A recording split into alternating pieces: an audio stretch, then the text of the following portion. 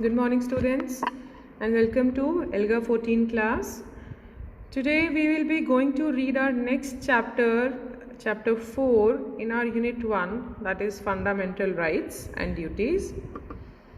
The chapter's name is Ladies Need Not Apply. So इसका जो topic है, जो टाइटल है, वो काफ़ी इंटरेस्टिंग है. And why is this topic's name is Ladies Need Not Apply?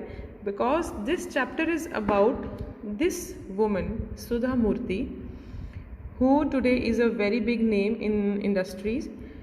And in ma'am ने जब पढ़ाई शुरू की थी, when she started studying, she was a different kind of woman. जहाँ सब लड़कियाँ आर्ट्स और ह्यूमैनिटीज़ पढ़ना चाहती थी, she wanted to learn, she wanted to do engineering, which was a very uncommon thing in those days. You know, it's a very old time story, 1950. तब कोई भी लड़की इंजीनियरिंग नहीं करती थी. It was very uncommon, but she was very intelligent and she had a lot of interest in engineering only. तो जब उन्होंने इंजीनियरिंग कर ली और जॉब में अप्लाई करना चाहा, तो उन्होंने एक दिन एक ऐड देखी नोटिस बोर्ड पे, जहाँ लिखा हुआ था about a very big company called Tata Motors. उसके बारे में एक जॉब, वहाँ पे एक जॉब की प्रोफाइल थी, जहाँ पे उन्होंने लिखा हुआ था कि young person is required for the company, a young engineer is required, but ladies need not apply. तो that's why the chapter's name became Ladies Need Not Apply. So after reading this, she felt very bad, and then what happened? Let's find out. First, students, we will read the difficult words of the chapter. First word is determined. Wanting to do something very much and not allowing anyone or any difficulties stop you. हमने पहले भी chapters में पढ़ा है, determination से कुछ करना. कुछ भी काम बहुत डिटर्मिनेशन से करना, मतलब किसी भी चीज़ को आपको स्टॉप करने की परमिशन नहीं देना. कोई भी डिफ़िकल्टी आए, कोई भी परेशानी आए, कोई भी आपको रोकने की कोशिश करे, आपको जो काम करना है वो आप पूरी तरह से करें, डिटर्मिनेशन से करें. दैट मीन्स डिटरमाइंड हो आप. Ramesh was determined to pass his 10th standard exams. Understood? Next word is enrolled. Enrolled होना, register as a member of an institution or a student on a course. किसी course में admission लेना, या जैसे आप school में अपने आप को एनरोल करते हो, ओके जब आप अपना नाम स्कूल में डलवाते हो और you take admission in a school, that means that you are enrolled in school. Geeta enrolled in a speech and drama course. Masters, a person who holds a second और फर्दर डिग्री. जैसे graduation होती है 12th के बाद, उसके बाद next जो degree होती है that is masters degree. So it is a second और further degree after graduation. Jyotika has done a masters in computer science from the USA. Next word is manager, a person responsible for controlling an organisation और group of staff. Manager हम सबको पता है, जो कोई भी एक पर्टिकुलर लोगों को, स्टाफ को किसी भी ऑर्गेनाइजेशन में मैनेज करता है, उनको मैनेजर कहते हैं. Our manager Sangeeta helps us with our questions. Next word is gender. हमने इंग्लिश में पढ़ा है ग्रामर में. Gender, the state of being either male और फीमेल. जेंडर कौन से होते हैं हमारे? मेल और female. Young gender should not matter for any particular job. Sorry, your gender should not matter for any particular job. मतलब इधर यू आर अ मेल और अ फीमेल, कोई भी जॉब आपको जेंडर के बेसिस पे नहीं मिलनी चाहिए, right?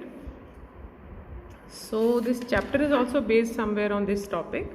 Let's find out. Let's start the chapter. Sudha was born in Shiggaon, a small village in northern Karnataka. Karnataka south India में है. वहाँ पे एक स्मॉल सा विलेज है Shigaon.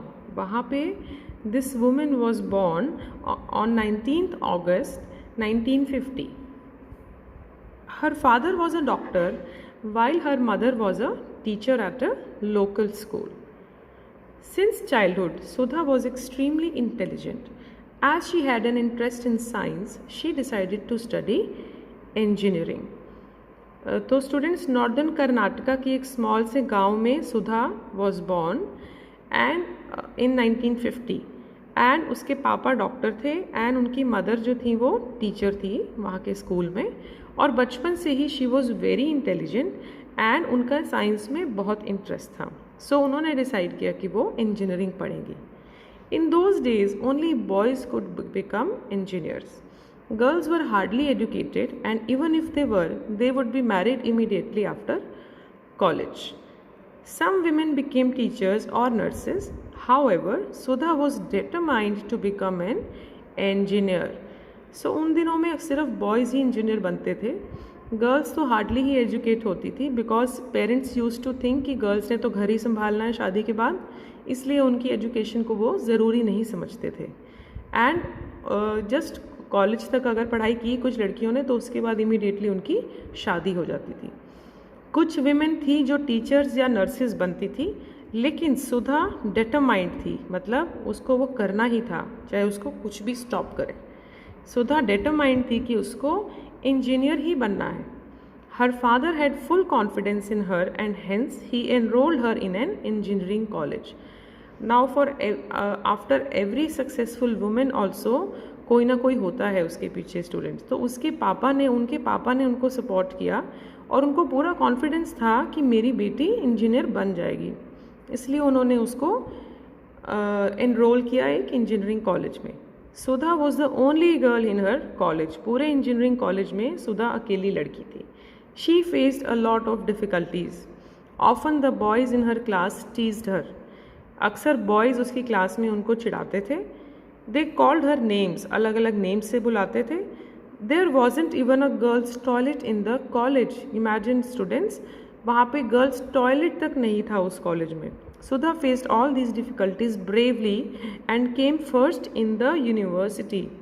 She then pursued her masters from the Indian Institute of Science Bengaluru. वो इतनी determined थी कि उन्होंने इस सारी प्रॉब्लम्स को फेस किया ब्रेवली और पूरी यूनिवर्सिटी में फर्स्ट आई। उसके बाद उन्होंने अपनी मास्टर्स डिग्री की IISc बेंगलुरु से, which is a very famous college. One day at IISc अपनी मास्टर्स डिग्री के समय she saw an advertisement on the notice board. It was a job notice from a company called Tata Motors. Tata Motors is a very famous company, आप सबने सुना होगा, उसके बहुत सारी व्हीकल्स भी आते हैं and lot of things are there of Tata Motors. The notice stated that the company required young, bright and intelligent engineers. At the bottom was a short line, ladies need not apply.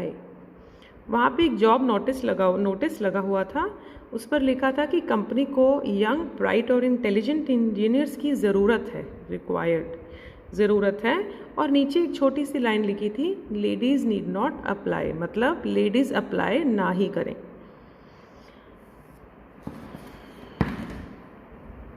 So this is an image जहाँ पे एक अकेली लड़की बाकी सब लड़कों के बीच में प्रोग्रामिंग और इंजीनियरिंग पढ़ रही है। This is a real picture of Sudha Murty. Sudha read the notice and was very upset. उन्होंने नोटिस पढ़ा और वो बहुत अपसेट हुई। Why are girls not allowed to work here? उनको मन में क्वेश्चन आया और गुस्सा आया कि क्यों गर्ल्स क्यों नहीं काम कर सकती यहाँ पे। There is nothing that girls cannot do this, is इज़ इनजस्टिस। उनको फील हुआ कि ये गलत है, इनजस्टिस है मतलब ये मेरे साथ गलत हो रहा है, this is against my rights, I need to do something about it, thought Sudha. उन्होंने सोचा मुझे कुछ करना चाहिए। She decided to write a letter to the manager of Tata Motors. उन्होंने टाटा मोटर्स के मैनेजर को, मैनेजर हमने पढ़ा कौन है, जो ऑर्गेनाइजेशन को संभालते हैं, उनके मैनेजर को एक लेटर लिखा। She thought J.R.D. Tata, the owner of Tata Motors, was the manager. तो J.R.D. टाटा कौन थे? वहाँ के ऑनर थे उस कंपनी के। उन्होंने सोचा कि ये उस कंपनी के मैनेजर हैं, क्योंकि उन्होंने उनकी पिक्चर देखी थी न्यूज़पेपर में। तो उन्होंने उनके ऑनर को ही मैनेजर समझ के एक लेटर लिखा। She wrote a letter to him. Her letter said, the Tata started many industries in India. The Tatas started many industries in India. They have cared for the higher education of many Indians. But I am surprised how a company like Tata Motors can discriminate based on gender. उन्होंने उनको एक letter लिखा कि टाटाज़ ने बहुत अच्छा काम किया है, इंडिया में बहुत अच्छी इंडस्ट्रीज़ खोली हैं और बहुत सारे बच्चों की हायर एजुकेशन के बारे में भी ध्यान रखा है, but I am very surprise कि इतने बड़े नाम की कंपनी कैसे जेंडर के बेसिस पे, मेल और फीमेल के बेसिस पे डिस्क्रिमिनेशन कर सकती है। डिस्क्रिमिनेशन मतलब कि भेदभाव करना, आपस में मेल और फीमेल में भेदभाव करना।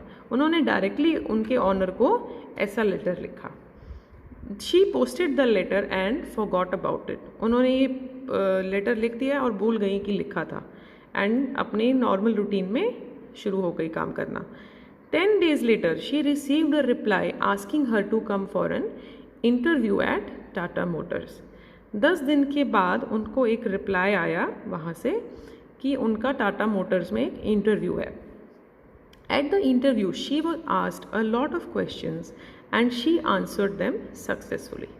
उन्होंने उनसे बहुत सारे क्वेश्चंस पूछे गए इंटरव्यू में और उन्होंने सबके जवाब बहुत सक्सेसफुली दिए। Later the managers told her that the job required work in a factory which could have been difficult for girls. Hence the job notice asked ladies not to apply।